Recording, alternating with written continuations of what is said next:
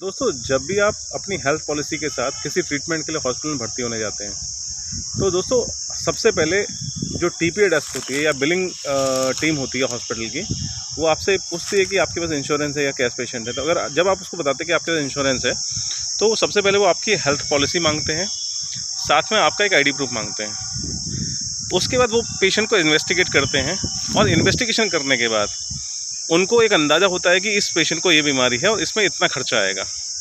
उनका सबसे पहला स्टेप होता है कि वो एक एस्टीमेट बनाते हैं।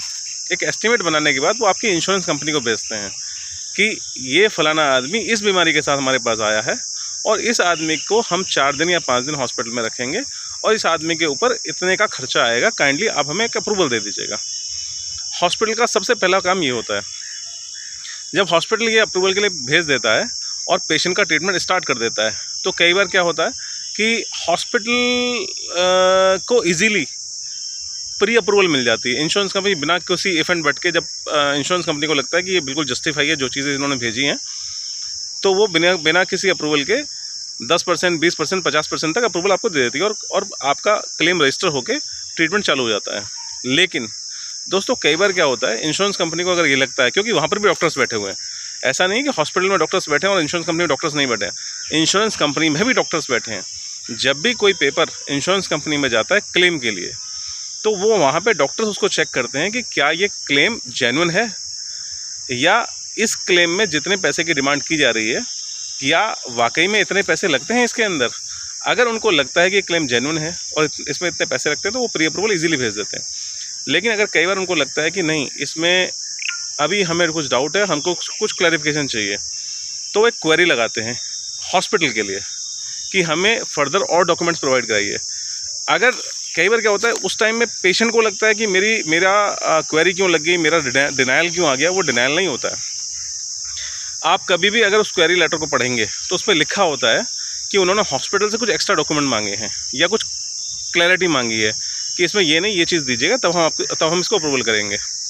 अगर हॉस्पिटल उसको वो प्रोवाइड कर देता है और फिर वहाँ के डॉक्टर सेटिस्फाइड हो जाते हैं, तो वो इनिशियल अप्रूवल देते हैं। अगर उस पहले रिप्लाई के बाद भी इंश्योरेंस कंपनी को लगता है कि नहीं, अभी भी कुछ डाउट है, तो इंश्योरेंस कंपनी क्वेरी फिर से रेज़ कर देती है। क्वेरी रेज़ करने के बाद हॉस्पिटल अगर उनको सफिशिएंट डॉक्यूमेंट दे देता है, तो इंश्योरेंस कंपनी क्लेम पास करके प्री अप्रूवल भेज देती है और आदमी का ट्रीटमेंट चालू हो जाता है। अब मान लेते 2 दिन, 3 दिन, 4 दिन पेशेंट भर्ती रहा। भर्ती होने के बाद जब 3-4 दिन ट्रीटमेंट के बाद पेशेंट डिस्चार्ज होता है, तो उस टाइम जो हॉस्पिटल है फाइनल बिल भेजता है इंश्योरेंस कंपनी के लिए। फाइनल बिल के साथ उसको पूरी डिस्चार्ज समरी भेजनी पड़ती है और कुछ रिपोर्ट्स भी भेजनी पड़ सकती हैं।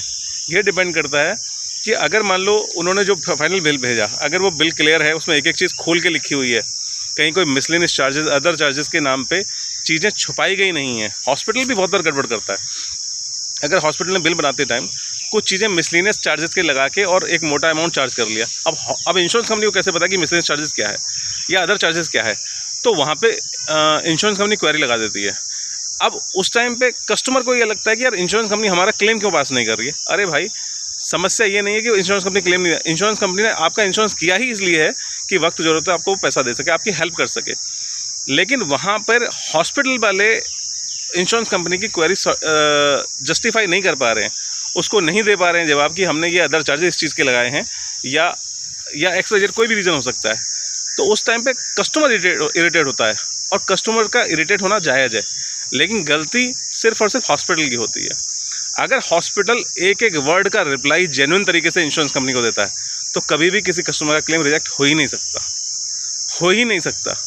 अगर सब कुछ होने के बाद भी, मैं कहता हूँ, हॉस्पिटल ने सारे डॉक्यूमेंट्स दे दिए, लेकिन फिर भी इंश्योरेंस कंपनी बोलते नहीं, आपका ये क्लेम पास नहीं होगा, इसमें कोई भी रीज़न हो सकता है, दोस्तों, फिर भी आप निराश ना हों। उसके बाद अगर मान लो कभी ऐसी नौबत आ जाती है कि आपको पैसे देके डिस्चार्ज होना पड़ रहा है, तो दोस्तों पैसे देने के डिस्चार्ज होने के बाद आपको वो सारे के सारे पेपर्स, ओरिजिनल पेपर्स हॉस्पिटल से लेने हैं, क्योंकि आपका क्लेम पास नहीं हुआ है, तो आपको सारे ओरिजिनल पेपर्स हॉस्पिटल से लेने हैं। उसके वो सारे ओरिजिनल पेपर्स के साथ एक क्लेम फॉर्म भरना पड़ेगा। क्लेम फॉर्म भर के सारे ओरिजिनल पेपर्स लगा के आपकी इंश्योरेंस कंपनी में आपको जाके जमा करने पड़ेंगे। हाँ, एक इसके हर एक पेपर की जीरोक्स अपने पास रखें। आपको वहाँ से क्लेम आप अपना रीइंबर्समेंट करा सकते हैं। आपका 10,000, 20,000, 50,000, लाख, 2 लाख जितने का भी क्लेम है, आप वहाँ से रीइंबर्समेंट करा के पैसे ले सकते हैं। अगर बाई चांस आपका क्लेम वहाँ से भी रिजेक्ट हो जाता है, तो अब आपके पास तीसरा कारण है, तीसरी जगह है इंश्योरेंस ओम्बड्समैन, जो सारी इंश्योरेंस कंपनियों का बाप होता है। इंश्योरेंस ओम्बड्समैन जो सारी इंश्योरेंस कंपनियों का बाप होता है, ठीक है।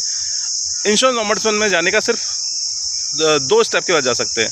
अगर आपकी इंश्योरेंस कंपनी ने आपके क्लेम को 2 बार रिजेक्ट कर दिया है, जैसे कि प्री अप्रूवल में रिजेक्ट किया और फाइनल अप्रूवल में 2 बार रिजेक्ट कर दिया, तो आप वो रिजेक्शन लेटर लगाइए।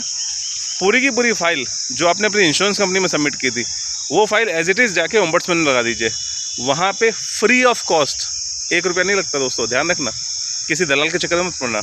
फ्री ऑफ कॉस्ट आपका केस होता है। आपको डेट दी जाती है, उस डेट पे आपको आना पड़ता है अपने पेपर्स लेके, और इंश्योरेंस कंपनी की तरफ से भी एक रिप्रेजेंटेटिव आता है। दोनों को आमने सामने बिठा के वहाँ पे बात की जाती है। और मैंने देखा है ज़्यादातर केसेस में, अगर पेशेंट अपने सारे पेपर्स लेके गया हुआ है और उसका क्लेम बिल्कुल जेन्युइन है, 100% क्लेम मिलता है दोस्तों। मैंने दिलाए हुए 2 क्लेम आज तक इंश्योरेंस ओम्बड्समैन में। तो अगर आपने हेल्थ इंश्योरेंस लिया है, तो आपने हेल्थ इंश्योरेंस लेके कोई गुनाह नहीं किया है। आपने हेल्थ इंश्योरेंस अपनी मेंटल पीस के लिए लिया है, अपनी पैसे को बचाने के लिए लिया है। तो दोस्तों बिल्कुल निश्चिंत रहिए, थोड़ा सा धीरज तो रखना पड़ेगा।